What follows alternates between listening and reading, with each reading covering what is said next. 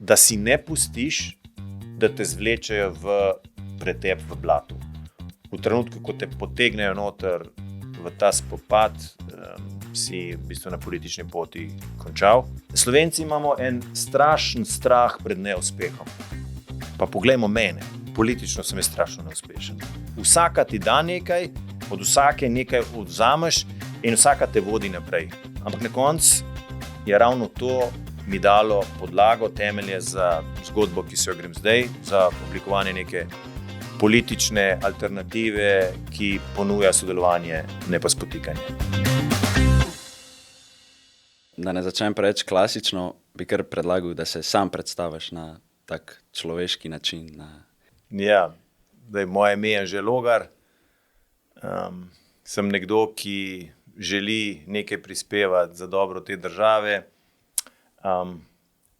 Ljubim delo, ljubim domovino in predvsem rad spoštujem ljudi v medsebojni komunikaciji. Ampak, a vidiš, da tega manjka? Ja, precej. Se v bistvu poslabšuje situacija? Vse na domači in na mednarodni sceni.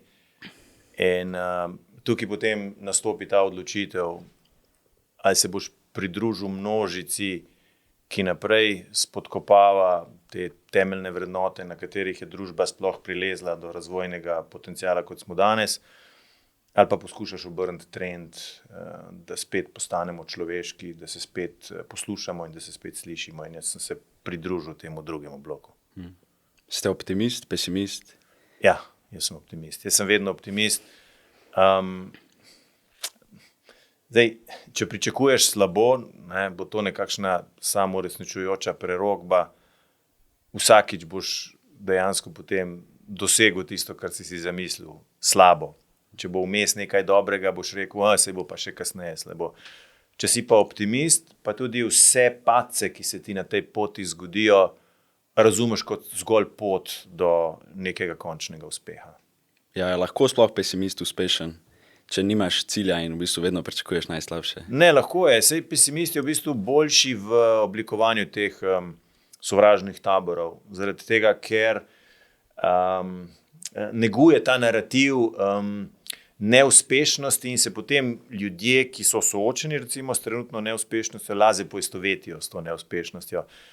Optimist mora pa na nek način voditi tudi z zgledom, kar pomeni, da tudi v najtežjih trenutkih mora kazati ta optimizem in eno pot naprej. To je pa pogosto zelo težko. Zato je lažje izbrati to pesimistično pot. Ja, težko je graditi, lahko je pa pač porušiti. Drži, pravilno, ja. Tega je pa v politiku v bistvu vse več.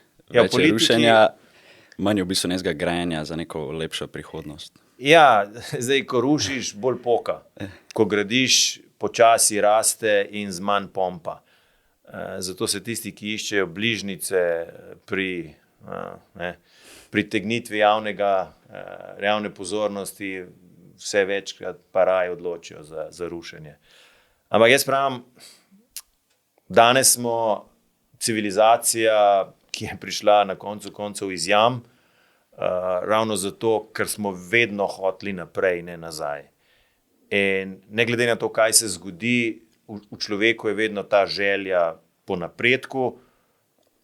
Včasih se zgodijo katastrofe, včasih se zgodijo zastoji, ampak iz tega se potem vedno rodi nekaj novega. Pa če se vrnemo na začetek, zdaj ko že govorimo o napredku, kakšen si bil ti kot mlad v osnovni, srednji šoli? Že zelo zgodaj, jaz prihajam iz umetniške družine. Moj oče je bil akademski slikar, mama je bila akademska slikarka, dedek je bil akademski slikar, skratka boemi, če lahko tako rečem. In jaz sem tudi v začetni fazi sam sebe v mislih slikal, kot da bom nadaljeval to umetniško pot. Sem zelo rad risal, dobro risal. Moji sošolci v osnovni šoli ima vsak od njih kakšen portret doma, ki sem ga narisal in sem jih tudi zadel. Potem pa v eni fazi je tudi življenje umetnika je strašno težko, še posebej, če mora preživeti na trgu. Sem jaz začel zelo aktivno spremljati politiko. To je bilo v obdobju, ko se je Slovenija počasi cepila iz Jugoslavije, to so bili, ko smo prehajali iz nedemokratičnih v demokratične čase, ampak Zahodna Evropa, ki je takrat nastajala, oziroma ki je takrat se pač razvijala, se krepila, je bilo pa en tak center, kjer si lahko spremljal, kaj se dogaja, recimo kakšne so razprave v britanskem Westminsteru, in meni je bilo to strašno zanimivo opazovati, spremljati. In takrat sem se jaz navdušil za politiko, potem sem začel brati zgodbe antičnega Rima, dogajanja v antičnem senatu, politična prerivanja tam. Na nek način sem se takrat potem odločil, da bom šel v politiko. In spomnim se, da smo, mislim, da v 3. razredu osnovne šole šli na obisk tedanje skupščine, ni bil še parlament, je bila še skupščina. Smo stopili v tisto plenarno dvorano. In ne vem, jaz sem sam sem rekel, 8-letni mulc, jaz pa želim en dan tu not delati. Minilo je veliko časa, nisem imel blage veze, kako lahko to dosežem, ampak spremljal sem ali pa sledil pa sem političnemu toku in prej ali slej me je to pripeljalo potem v parlament. Kaj pa je bil cilj, v bistvu, kaj je bilo za tem, s katerim namenom ste se podali v politiko? Zdaj imaš dve možnosti, ali se odločiš, da boš sledil, ali pa se odločiš, da boš vodil. In zdaj politika je ta drugi del, da se odločiš, da boš vodil, torej da boš kontribuiral, da boš prispeval k temu, da se nekaj razvija. In jaz imam to željo, da če imam to možnost, poskušam doprinesti k spremembi oziroma k napredku oziroma k tem, da se recimo slabe prakse brišejo, pa da se poudarja dobre prakse. In politika je v bistvu točno to. Politika je upravljanje z javnimi zadevami, zato da se stvari lahko izboljšajo. Tako bi morala biti. Je pa res, da kjer so medčloveški odnosi in različni cilji in osebni interesi zadaj, pride do kolizije tega osrednjega namena in osebnih ambicij. In takrat imamo pa pol zgodbe o korupciji, kršitvi integritete, slabih praksah, SMS-ov. Zabijanja nožev v hrbet in tako naprej. Tega je v politiki veliko, zato terja mogoče malce debelejšo kožo, predvsem pa, da si ne pustiš, da te zvlečejo v pretep v blatu. V trenutku, ko te potegnejo noter v ta spopad, si v bistvu na politični poti končal, si obstal na neki ravni, ker ko si enkrat blaten, si blaten do konca. Zavedno, v politiki. Tako je, ja. Pak, a je to naporno v bistvu vsak dan biti na neki tapeti, vedno neki mediji povzemajo, citirajo, vzemajo neke besede iz konteksta? Ja, pa nisem to. Je tudi vojska sledilcev, ki potem preko socialnih omrežij vsak dan dodatno dela waterboarding, kritik, nizkotnih komentarjev, spravljanja v nič, žaljenja in tako naprej. Mogoče z vidika nekoga, ki je od zunaj in ki bo to stopil, je to tista rdeča črta, zaradi katere se potem odloči, da ne bo šel v politiko, pa je škoda, ker je drugače sposoben.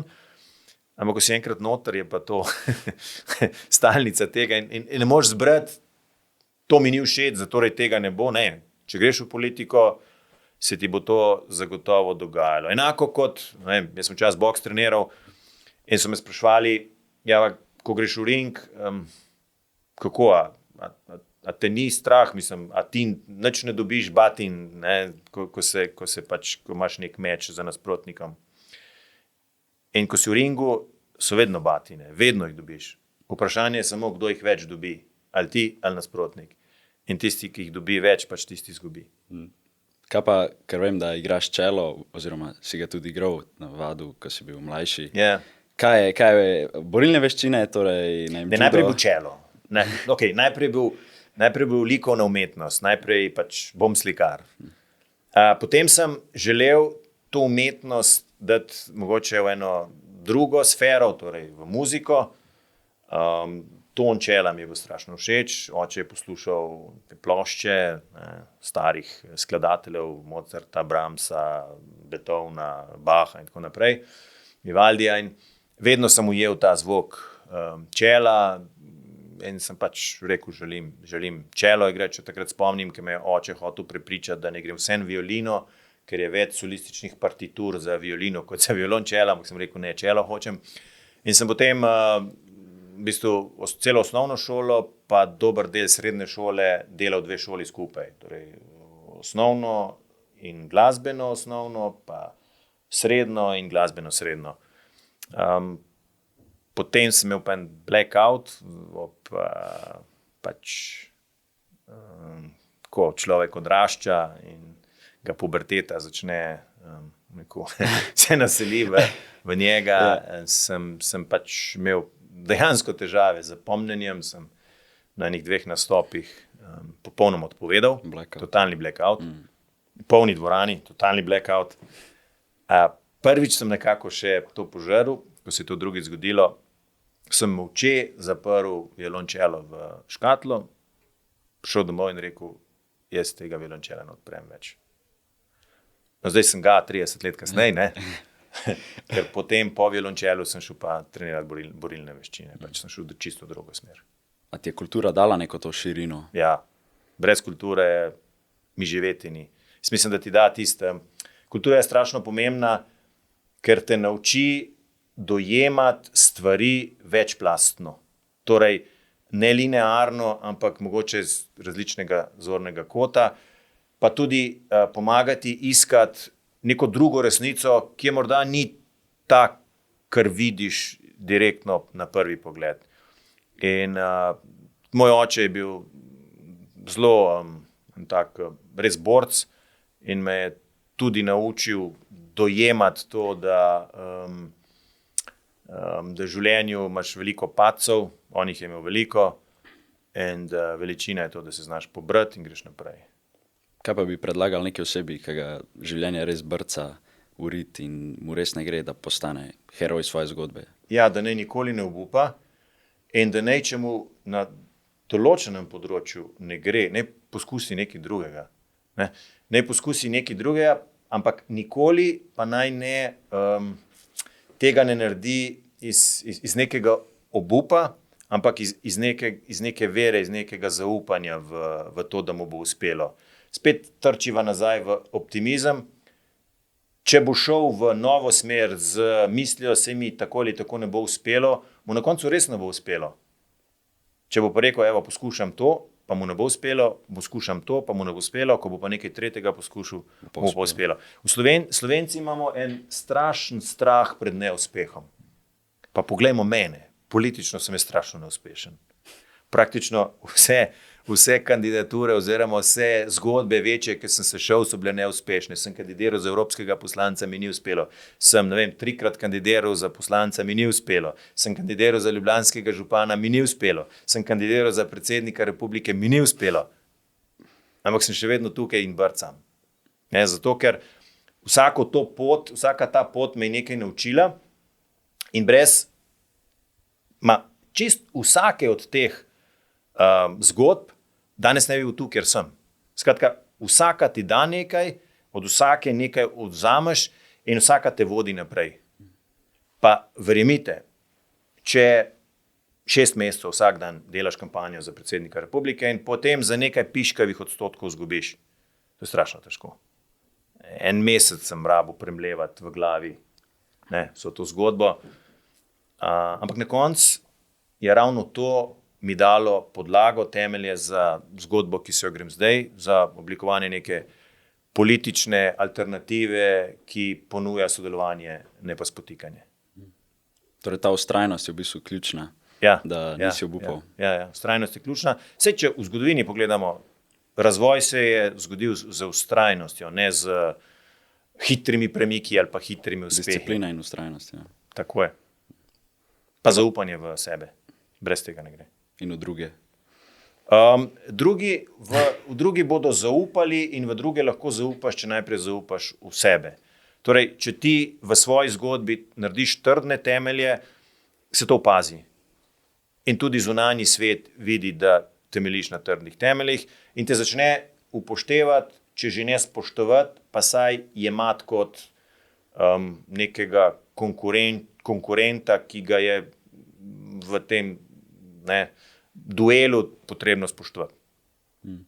Kaj pa to, izpostavil si, da povezuješ v bistvu te strani. Zakaj je problem Slovenije, da smo v bistvu tako razdeljeni v bistvu na dve strani in da sploh ne spoštujemo vrednot, ker in na levi in na desni so neke dobre vrednote, mi pa se gremo v bistvu ali desno ali pa levo, ni nikjer vmes. V bistvu nismo tako razdeljeni, samo politika se hrani na tej razdeljenosti. Mi smo naredili eno javnomnenjsko raziskavo, kjer smo vprašali večje število ljudi, kakšne vlade v naslednjem mandatu si želite. Samo leve, samo desne, mešane vlade. 15% jih je odgovorilo samo leve vlade, 22 jih je odgovorilo samo desne vlade, vsi ostali, torej velika večina, je pa odgovorila mešane vlade. Mi si v bistvu želimo sodelovanja. Problem je ta, da nam mainstream politika ali pa glavni politični akteri trdijo, da se ne da sodelovati in gradijo na tem njihovo politično zgodbo. In zdaj greva recimo na volitve. Mi imamo na volitvah približno polovično udeležbo, 55%, recimo. 55%, ki se potem razdeli med stranke in večina tega dela gre v tiste stranke, ki prisegajo na delitve. Ne? Recimo. Ampak 45% jih pa ostane doma. Tih 45 se pa ne najde v tej zgodbi. Je obupalo. In če bi tisti del, ki ne izbere strank, ki delijo, pridal še teh 45%, bi bila to velika večina Slovenk in Slovencev, ki bi želeli sodelovati, ki bi si želeli neke široke pisane vlade, ki uporabi dobre rešitve z leve in dobre rešitve z desne in ki se zna poenotiti v tistem, kar nas povezuje. Tisto, kar nas deli, pa ni treba ravno na prvi plan dajati, še vedno lahko dobro vodimo državo, če se ukvarjamo s tem, kar je ključno za nas. In to je tisto, kar demokrati želimo prenesti v slovenski politični prostor. In to je tisto, kar se nekatere stranke krčevito upirajo, zato je pač tudi takšni močni napadi na mene. Ker jim ne ustreza. Ja, seveda, zaradi tega, ker v trenutku, ko mi pripeljamo sodelovanje v politiko, se izgine glavni argument tistih, ki delijo. Ker tisti, ki delijo, pravijo, če nisi 100% z nami, si absolutno proti nam. In potem zelo lahko tabore oblikovati. A si z nami ali nisi z nami? Če si z nami, pol boš tako pa tako naredil, če boš pa to rekel, si pa z njimi. In pol vsi zakrknejo in rečejo, jaz sem z vami, tudi če se čisto ne strinjam, ampak raj bom tole. Ne?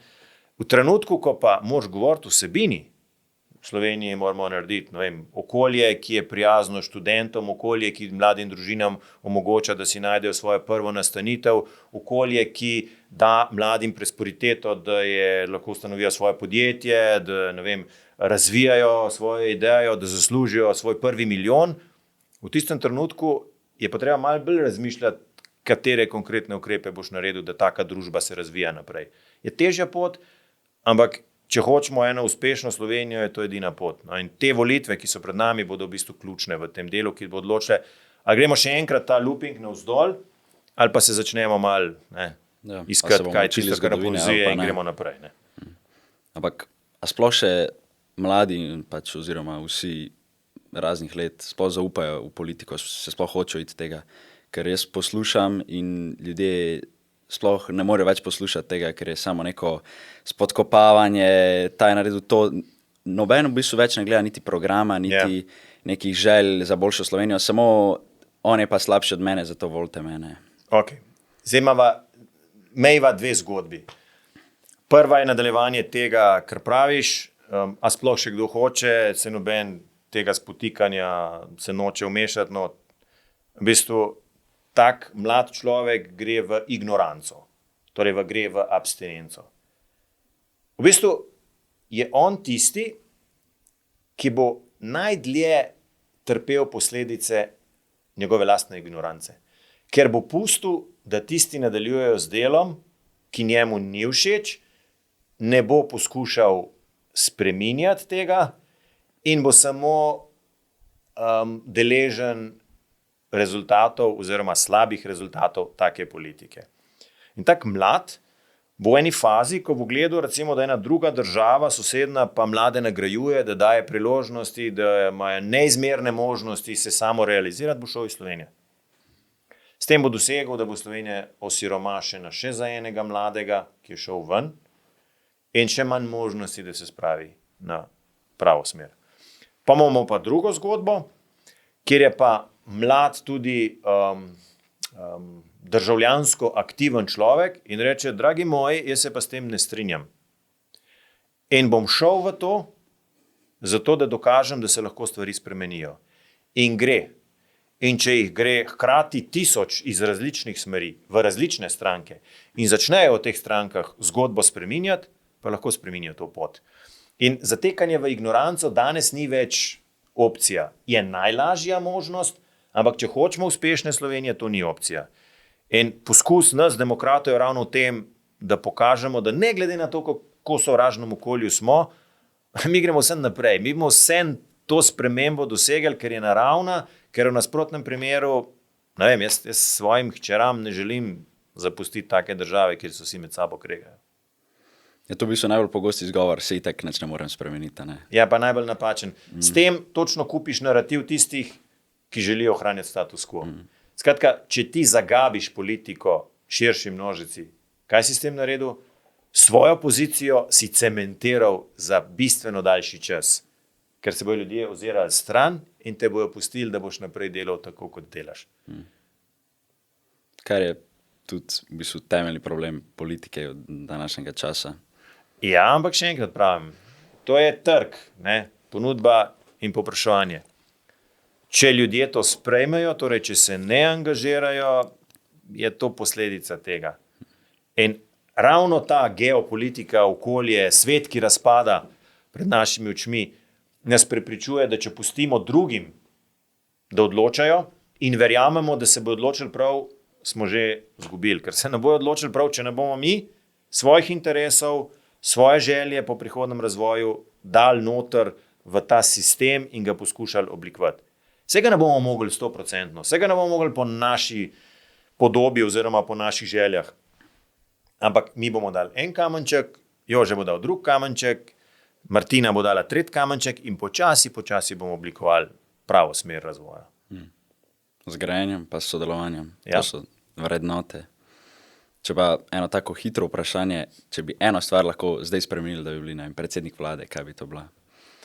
V prvi vrsti je to, kar sem rekel, način političnega dialoga. Se mi zdi, da je to tisto prvo, kar si ljudje želijo in tudi prvi pokazatelj, da se da tudi drugače. Recimo jaz kot minister ali pa kot predsednik komisije za preiskovanje bančne luknje sem ravno zaradi odnosa, ki sem ga imel za predstavniki tudi na drugi svetovno-nazorski, torej drugi politični strani, vedno imel en tak spoštljiv dialog in ravno zato smo vedno soglasno prišli do pravih rešitev. Je bilo sicer treba vložiti več energije v to, ampak je potem bila tudi rešitev bolj dolgotrajna in boljša. In to je, se mi zdi, temelj za oblikovanje neke drugačne slovenske politike. Pa zdaj, če se obrneva nazaj na to prihodnost mladih v Sloveniji, kako kaže, mislim, mladi nekako izgubljajo upanje, vedno gledajo v tujino, Švica, Avstrija, na koncu tudi Amerika, da se primerjamo. Nočejo biti več v Sloveniji, zato ker ne vidijo niti kariernih priložnosti, niti kjera mlada oseba si lahko v Ljubljani pač privošči stanovanje, redko kjera. Ja, zdaj mi smo zadušili to vrenje mladih in željo po spremembah in le redki so pripravljeni potem vseeno ustrajati pa investirati v to, da bojo Slovenijo spremenili.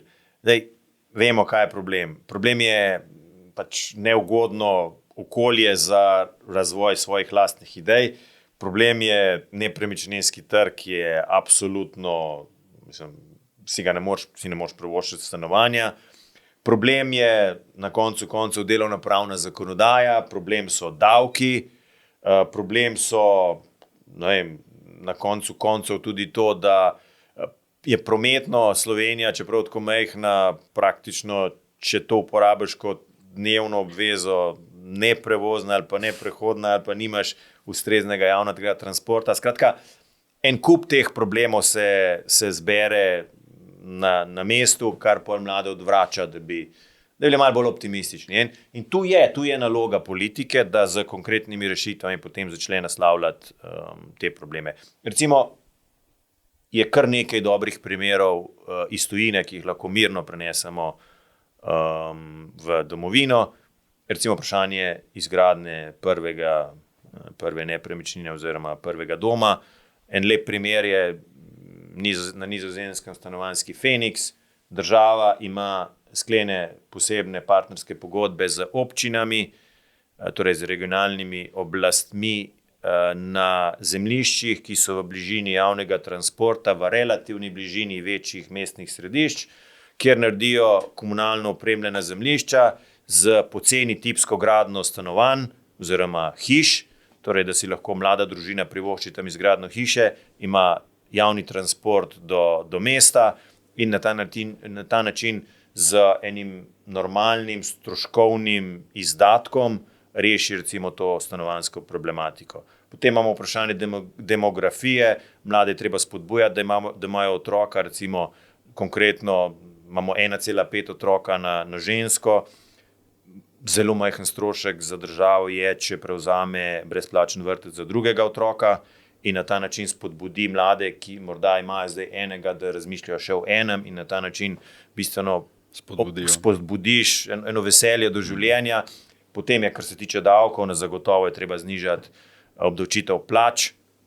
Danes velja, da če se premakneš iz nedelovnega statusa, torej nekoga, ki prejema socialno pomoč, ki ne dela, v delovni status, torej da začneš delati, ti država vzame pol od vsakega evra, ki ga več dobiš kot pri nedelu. To je popolnoma nesprejemljivo. Mislim, da smo na repu ali pa kako hočete na vrhu obdavčitve držav OECD in to je treba zelo hitro rešiti.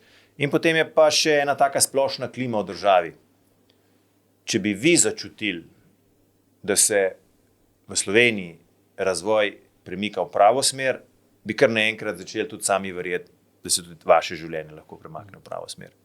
In to je tisti prelom, ko potem naenkrat ni nič, potem pa kar vsi začnejo graditi uspešno državo.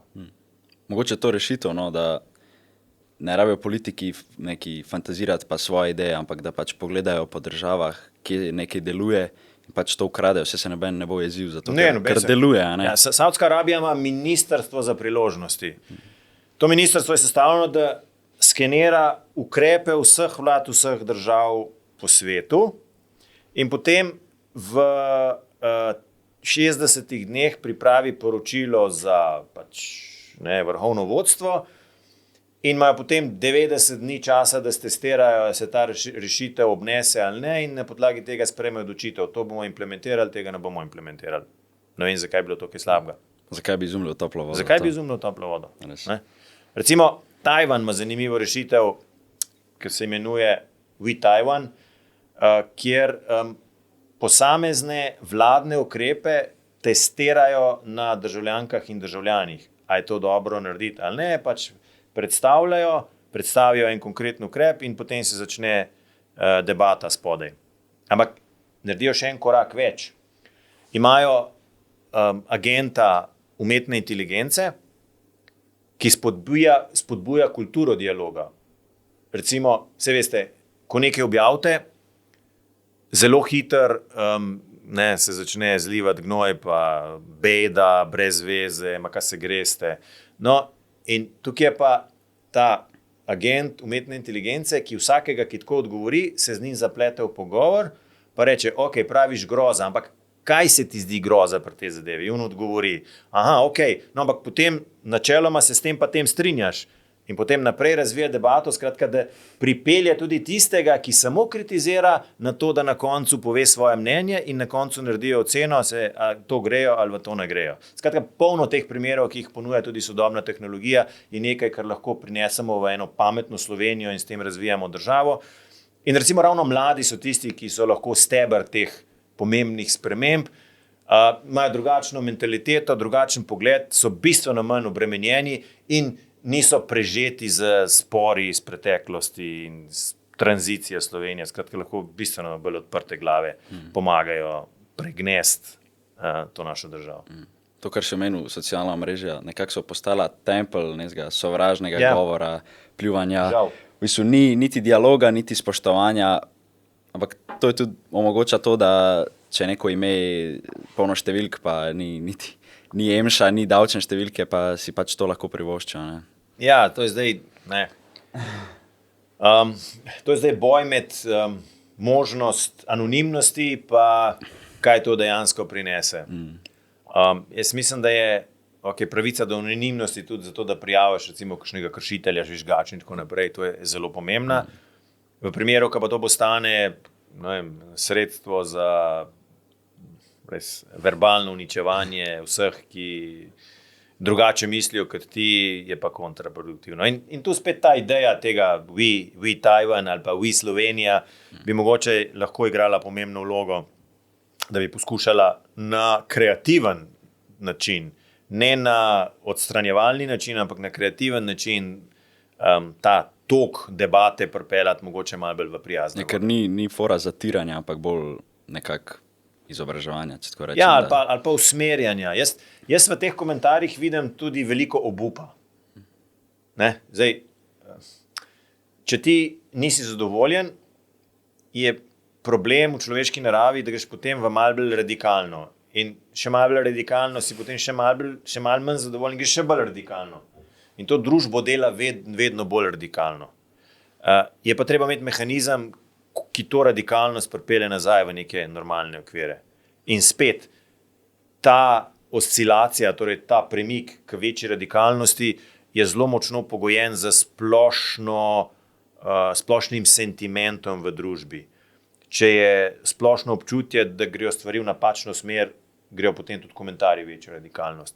Če je splošni občutek, da se vendarle stvari razvijajo v pravo smer, se pa tudi nekaj več veselja naseli v te argumente. Tako da politika ima tu pomemben del, da z svojimi izjavami ne sproža teh dodatnega slabega občutja, hkrati pa da oblikuje okolje, ki bo državljanom pokazalo, da gre država v pravo smer.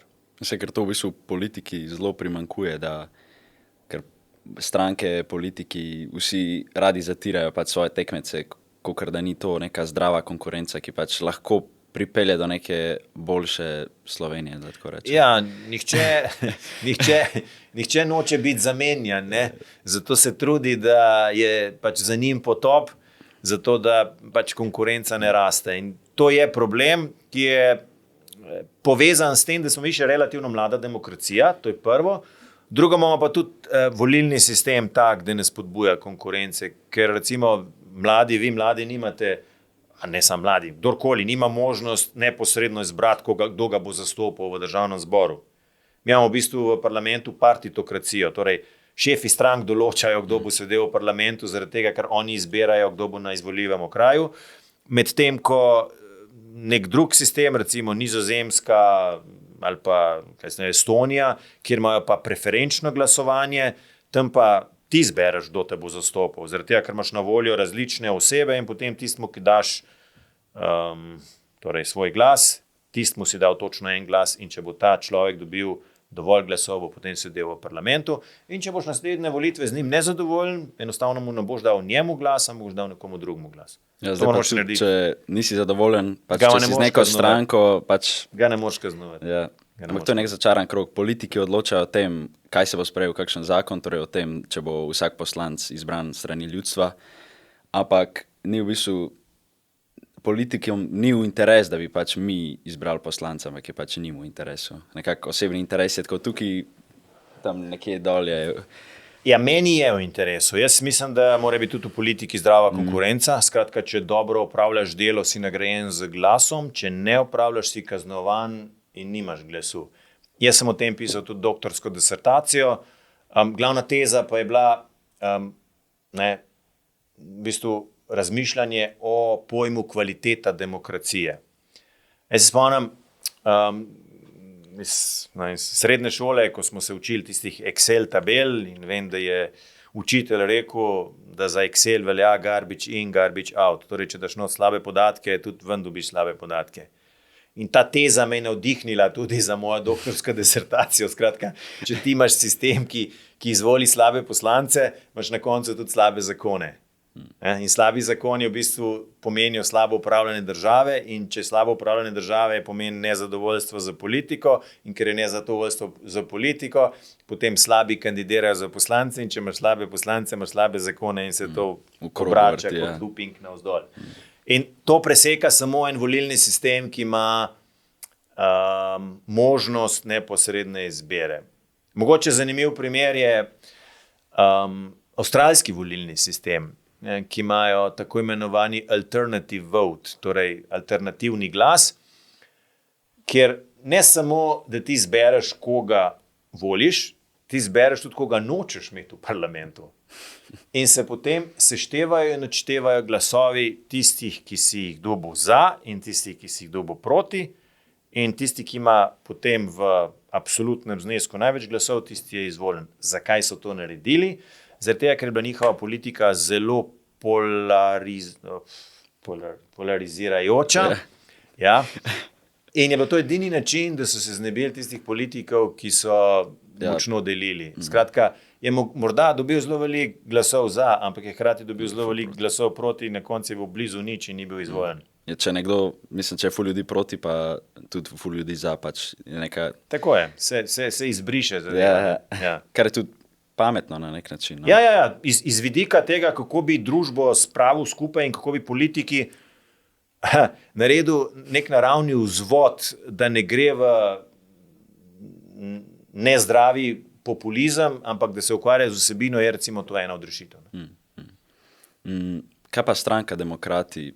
Kako bi opisali tako brez političnih fraz, čeprav je to težko za politično stranko, ampak tako človeku, mlademu, kakorkoli? Strict to the point. Skratka, ne levo, ne desno, ne razmišljamo o tem, kakšen demagoški podstat hočemo dati, ampak kaj je treba v Sloveniji narediti. Skratka, naša želja je, da končno politika postane tako kot ena tehnična vlada, kjer vemo, kaj je narobe, vemo, kaj je v tem primeru treba narediti, zato ne kličemo kamer, ampak samo začnemo nalogo za nalogo izpolnjevati. Nekaj, kar je v bistvu potem servis državljanom, kjer dejansko ugotoviš, mi imamo previsoko obdavčeno delo, torej plače, hkrati imamo rekordno primanjkljaj v proračunu, gospodarstvo smo pa tudi že maksimalno obremenili. Nekaj tu ne štima. Torej je davčna razbremenitev dela in narediti en tak tranzicijo davčne razbremenitve, da ne bo ogrozila javnih financ, nekaj, kar moramo narediti. Kaj lahko naredimo? Moramo spodbuditi večjo produktivnost, potem rabimo gospodarsko rast, ker le z gospodarsko rastjo lahko zapolnimo ta manko sredstev, ki ga izgubimo zaradi nižje davčnega bremena in hkrati moramo omogočiti, da čim več ljudi dela. Logično, narediti moramo dvig splošne dohodninske olajšave, tiste z največjo dodano vrednost moramo davčno razbremeniti, podjetja moramo pa znižati davka, da imajo lahko čim večjo produkcijo. In na ta način, gledano dinamično, razpotegnjeno na 4-letni mandat, se v blagajno nateče bistveno več denarja in hkrati lahko bistveno lažje naredimo tudi eno vitko državo z manj nepotrebnimi stroški. Torej, brez ideologije, samo pač pragmatično, da se situacija reši, brez da nekih zadržkov. Ja. Kaj pa nekako, kaj pričakujete od volilcev, da se udeležuje volitev, da kritično razmišljajo, kaj je cilj teh volitev? Ja, da kritično razmišljajo zagotovo. Najslabše je nekritično sledenje temu, kar ti nekdo pove, da moraš narediti. Tu mislim, da je danes še posebej pomembno, ker ste mladi, tudi pred eno veliko grožnjo, ki je pogojena ali pa podčrtana za umetno inteligenco, ker imate na voljo zelo veliko bližnjic, da vam ni treba več kaj posebej se posvetiti posameznim nalogam ali pa razmišljati. In to je največja nevarnost za en dolgoročen, aktiven, polnokrvn družbeni angažma slovenske družbe. Mogoče, da sem bolj jasen, če ti lahko na vsako vprašanje dobiš odgovor kot pilota umetne inteligence, boš slej ali prej nehal brati knjige, nehal spremljati, kaj se okoli tebe dogaja in nehal kritično razmišljati, ker ti bo tako umetna inteligenca povedala, kaj je prav in kaj ni prav. In z možgani je tako, da če jih ne razvijaš, ne da zakrnijo, ampak se polenijo. In če ti se preveč nasloniš na nekaj, kar nisi ti, ampak je v bistvu nekaj umetnega, prej ali slej postaneš en navadni tehnozombi. Ker ti je najbolj enostavno in se ne obremenjuješ več s tem, kar se dogaja okoli tebe, ti v bistvu to postane tudi popolnoma nepomembno, ti boš deležen samo posledic tega, ki pa niso dobre, ki so slabe, če ne boš sam se angažiral in k temu prispeval. In zdaj, mladi na ta način v bistvu morajo ohraniti tisto samo omejevanje, da se absolutno ne prepustijo temu, da se absolutno ne prepustijo socialnim omrežjem, ampak da vzamejo to kot dodana vrednost, nekaj, kar jih še krepi in jim omogoča lažje delo oziroma lažje uveljavljanje v družbi, in to bo v prihodnosti ločilo uspešne od neuspešnih družb. Torej tiste, ki bojo umetno inteligenco uporabljale za kakovostni prestop naprej, od tistih, ki bo umetno inteligenco uporabljale zato, da jim bo čim lažji, pa da ne bo treba delati, posebej se truditi. To, v bistvu pametna uporaba pa nekako z namenom, ne pa za tako vse, pa da podkrepi neko tudi kritično mišljenje. Tako je. Ampak zdaj imamo za foro, koliko ljudi bo pred volitvami vprašali ChatGPT-ja, za koga naj volijo? Ja, verjetno veliko, ampak saj na koncu veliko jih tudi vpraša, katero televizijo naj kupam, kater avto je najboljši, kater računalnik naj vzamem. Pa tam še se mi zdi, da je smiselno to vprašati o te ponudbi, ki je praktično taka, da če začneš sam raziskovati, si na koncu čisto zmeden, ker res ne veš, kaj bi vzel, ker tam ima malo to boljš, tam ima malo boljš in pol ne veš več, kaj sploh v resnici potrebuješ. Kar se tiče pa volilne izbire, je pa to nekaj, kar odloča o tvoje prihodnosti.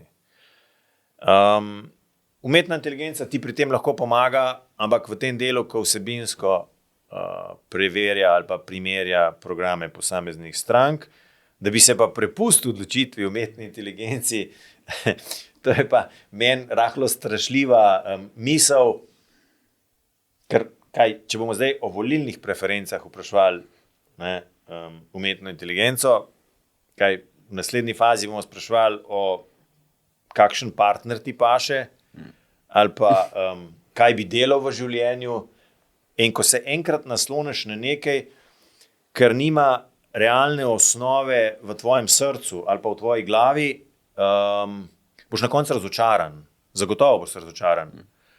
Ker ljudje smo bili še vendarle razviti ali pa smo nastali v tem svetu kot čuteča bitja s svojimi mislimi, in problem, ki ga ima sodobni človek, je, da ne prisluhne svojemu srcu in ne prisluhne svojim mislim.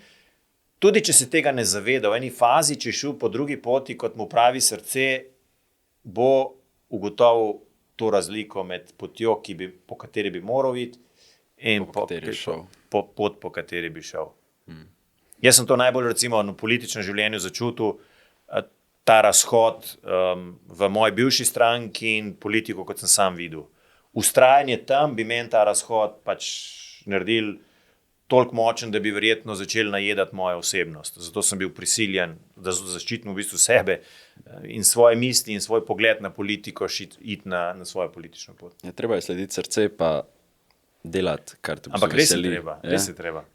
To je tisto, kar loči nekoga, ki bo na koncu rekel, evo, imel sem veliko padcev, ampak sem pa naredil prave stvari, od tistega, ki bo vedno šel po coni udobja, po najboljši poti, najlažji poti, pa na koncu rekel... Bo nesrečen, ja. Mene moram reči, da je šokiralo, da sem imel tako osebno spoznanje, ko sem se zaposlil v Evropskem parlamentu v Bruslu, že po nekaj tednih sem jaz v bistvu ugotovil, da to ni zame, no, ko ne rečem. Pa sem šel, ne vem, v Sloveniji sem imel leta 2003, ne vem, 500 evrov plače, ko sem delal v SKB banki, ko sem šel januarja 2003 v Bruselj, sem imel kar naenkrat 4000 evrov, iz 500 na 4000 evrov, v bistvu takrat sem imel više plačo, kot imam zdaj kot poslanec. Skratka, nekaj, kar razumski človek ne bi jemal, da se boš kdajkoli poslovil od tega udobja, ugodja, ki ga potem si deležen v Evropski prestolnici. Ampak živc, kakršen sem, jaz tam nisem videl svoje perspektive, zato sem se pač po 3 letih vrnil nazaj. In spomnim se kolega, ki je bil tam, in ko sva sodela na kosilu, in je rekel, pri svojih, mislim, da je bil takrat 40 letih, je rekel, danes imam pa samo še 10 000 dni do upokojitve. Zame je bil to šok. Da rečeš pri 40 letih, da imaš še 10 000 dni do upokojitve, to je nekaj hudo narobe. To pomeni, da svoj aktivni del samo odštevaš, koliko časa bo še do penziona. Namesto, da bi rekel, kaj vse lahko naredim v teh 10 000 dneh. No, jaz sem izbral življenje v teh 10 000 dneh in sem se vrnil nazaj. In kakorkoli je bilo težko, sem vesel, da sem se vrnil nazaj, ker tisti moji kolegi, ki so ostali gor v Bruslu in še danes delajo, imajo 10 do 15 tisoč evrov plače samo zato, da so v administraciji, so strašno nesrečni. Treba je živeti v bistvu vsak dan posebej, ne pa da Drži. štejemo do vikenda, štejemo do počitenc, pa do upokojitve, ker pol na koncu si nesrečen, se obrneš nazaj, pa vidiš, da si požgal celo življenje v bistvu. Ja. Jaz sem 50 let star, to je minil 1, 2, 3. Tako da vsak dan, ki je na voljo, je treba maksimalno izkoristiti. Ampak ne izkoristiti zato, da žurira do konca. Ne? To ne, s pametjo izkoristiti. S pametjo izkoristiti. In iskreno, najbolj si srečen, ko si imel nek cilj in si ga potem uspel uresničiti. In težji, kot si ga uresničil, bolj si zadovoljen potem, ko ga uresničiš. Zelo lepa misel za predkonec. Zdaj pa še žirija je pripravila ena hitra vprašanja, to taka bolj moderna fora.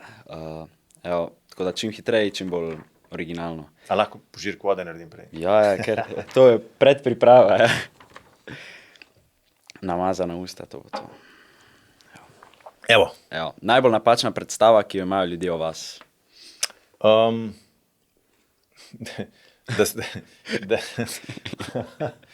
Kaj pa je, da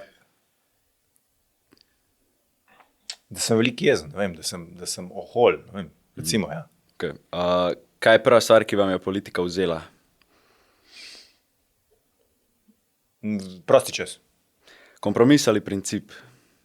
Ta je pa težka. Gnili kompromis nikoli. Princip, principijelno zagovarjanje kompromisa. Kar je bolj konstruktivno, no? Ja, ali če je konstruktiven princip, je pač princip. Tišina ali hiter odziv? Tišina. Katera beseda je danes v politiki najbolj zlorabljena? Demokracija. Kdaj v dnevu najlažje razmišljate? Zvečer. Zgodnje vstajanje ali nočno delo? Nočno delo. Kava ali brez kofeina? Čaj. Čaj. Če bi se vrnili v dijaške čase, bi šli ponovno v politiko? Ja, seveda.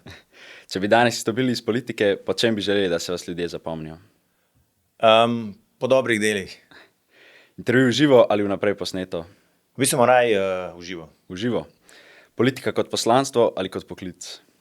Kot poklic in poslanstvo. Evo, jaz bi se vam reč še enkrat zahvalil, da ste bili danes z nami. Hvala za povabilo. Srečno v letu 2026. Hvala lepa, enako tudi.